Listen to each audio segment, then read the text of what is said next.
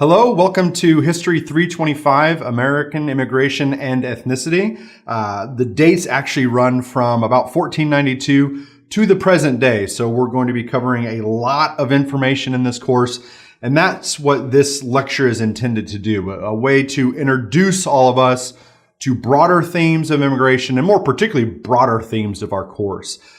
Central to which is this question, right? You see it here on the title slide. What then is the American? This is actually pulled from a series of letters written by a Frenchman in, I believe, 1782 or so, who asked, now that the revolution had been going on, now that the United States was declaring independence, what is an American? What do we decide? Who is an American? What makes that up? And this is going to be a question that we ask through the colonial period all the way to the present day.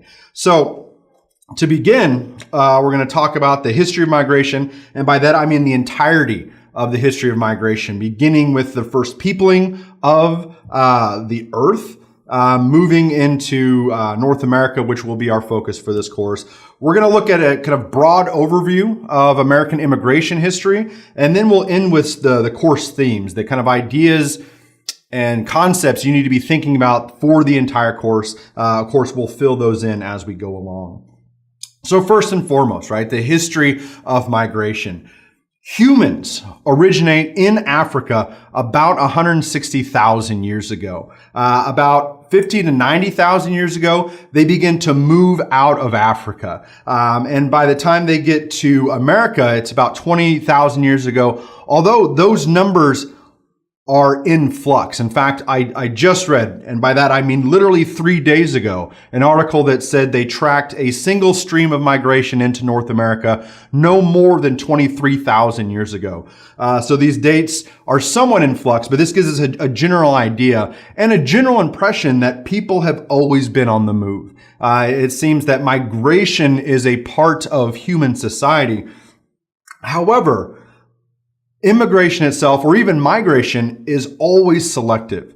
In reality, if you think about it, most people don't want to move. Think about moving your house. It is stressful. It is onerous. You don't want to do it, but you move for specific reasons, right? But the idea is it's always selective. The minority of people in a society are going to move. Entire societies are not going to move unless faced with immense destruction. And so there are two different things that compel people to move. We call them push and pull factors.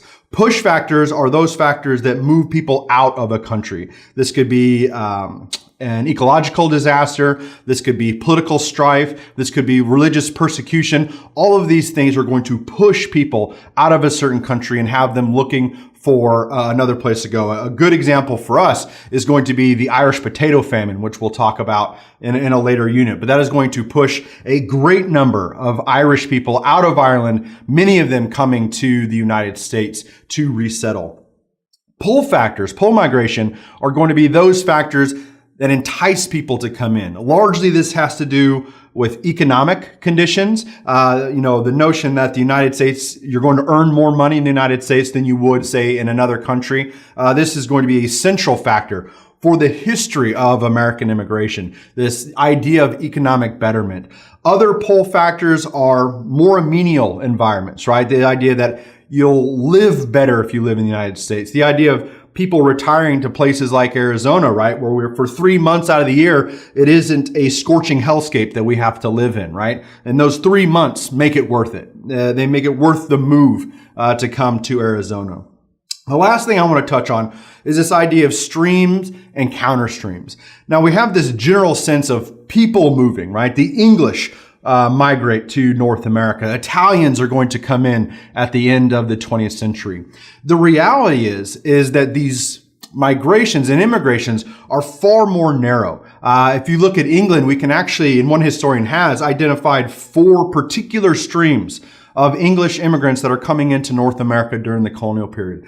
Oftentimes, they're also immigrating to specific places in the United States. Well, you'll see, we mentioned, right, it's selective. They know people in the United States. They know people in the colonies, and that's where they're moving to.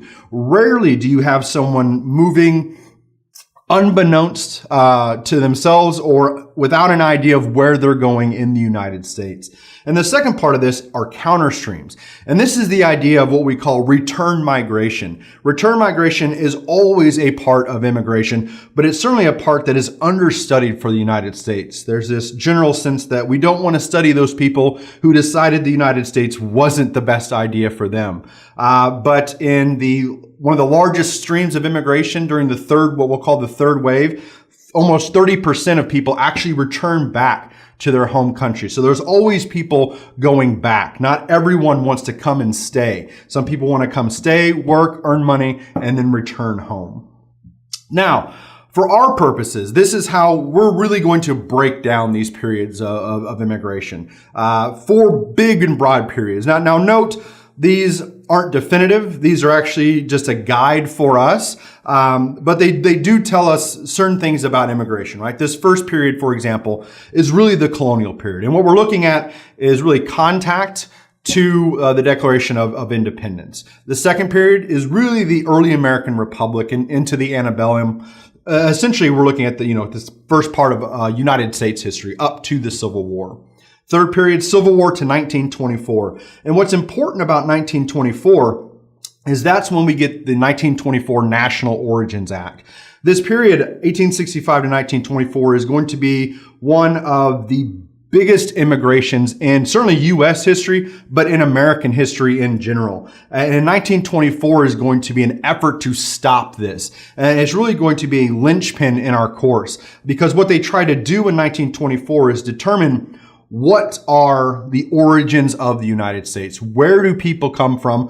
What type of immigration is going to support their own idea of what it is to be Americans? So that'll be a key act that we look at. And then the fourth period, 1965 to the present. So the 1924 Act actually exists until 1965. The quotas themselves are actually still a part of American immigration history.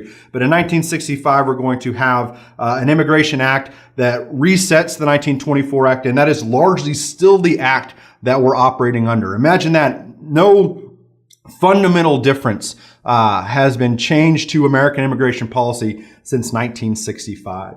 And in all of these periods, there's going to be periods of crisis. You see here, the first period is 1740 to 1760. This, you'll see, is a large influx of German immigrants, actually. Benjamin Franklin famously quotes that he feared that Germans were taking over Pennsylvania, and pretty soon they wouldn't be speaking English anymore, but would in fact be speaking German.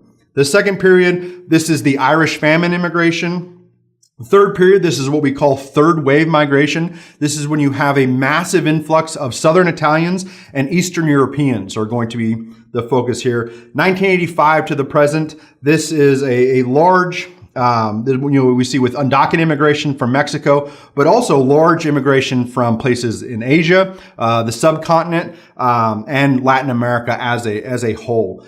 And what causes these periods of crisis are typically two things: a change in the source of immigration and a massive change in the numbers, right? So when the Irish come in, Irish have in the second period, they've been coming in for the entire colonial period, right? It's not as if Irish only begin coming during the famine immigration. But the types of Irish people coming in are going to change. They're going to be largely Catholic instead of Protestant. And the numbers are going to make people feel overwhelmed in terms of that immigration. So remember, a change in the source and a change in the number is what's going to cause these periods of crisis. And then in terms of United States history, where we're going to have our kind of 3 broad phases, from really 1781, which is the Articles of Confederation, to the Emergency Quota Act in 1921, and open gate policy. There'll be little regulation on American immigration. 21 to 65 is what we're going to call a closed gate policy. Really heavy regulation, really heavy intent to keep people out. And then finally, from 1965 to present, a reopened gates in terms of that. One of the kind of final slides that we have here are addressing American myths. Now, one of the things about immigration and one of the things that makes immigration so interesting is there's so much of American history wrapped up in it. And so much of, what people refer to as the American dream, the American promise, this kind of idea of America is wrapped up in many of these myths, right? this idea that people come to the United States seeking religious and political freedom. First, some do. There's no doubt about that. But it's certainly not a majority of people. And oftentimes, the people that do come aren't seeking what we would call religious freedom. They're seeking a place to institute what religion that they want, right? Maybe the most famous example of this are the Puritans. There is this idea that the Puritans are seeking simply a refuge to practice as they see fit. The reality is Puritans are seeking a place in which they can control every facet of religion and force people to act in a way that they want to. They're not looking for religious freedom. They're looking for religious control, right? Also, too, this idea of religious and political freedom is often going to be subject to economic conditions. Economics are largely going to outweigh reasons for immigration than religious and political freedom. The second idea, the idea of the melting pot. The fact of the matter is this is simply untrue.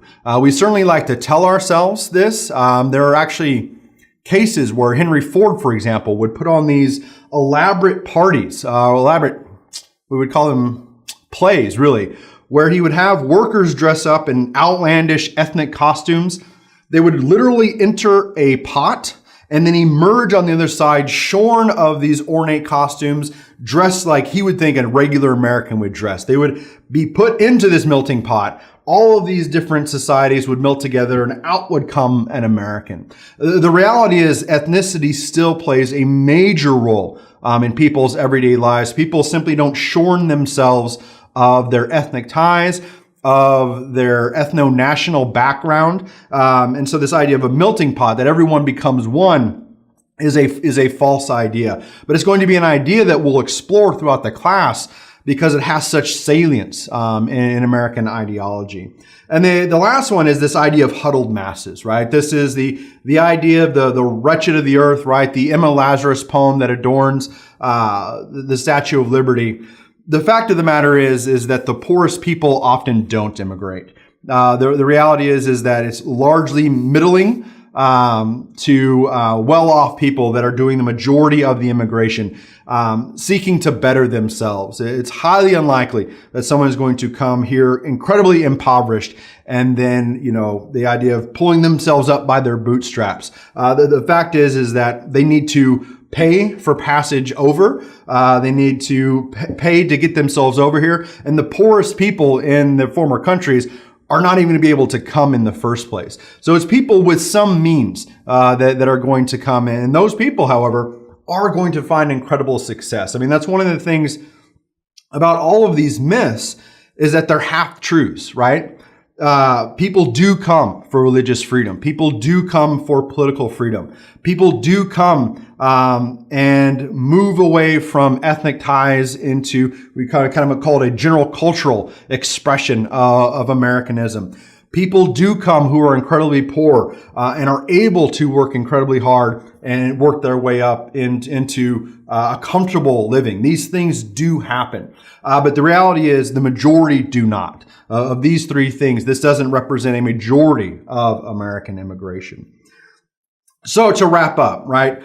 These are a lot of themes, but these are all the things we're going to look at for the entirety of this class. American identity, right? The very first slide. What then is an American? What do we mean by American? Who can be American? What are the characteristics of being American? How does one immigrate from another country and then become American? These are going to be ideas that are going to ebb and flow throughout immigration history. And largely we're going to see this in the next theme, right? It is expressed in the inclusion of certain people and the exclusion of others.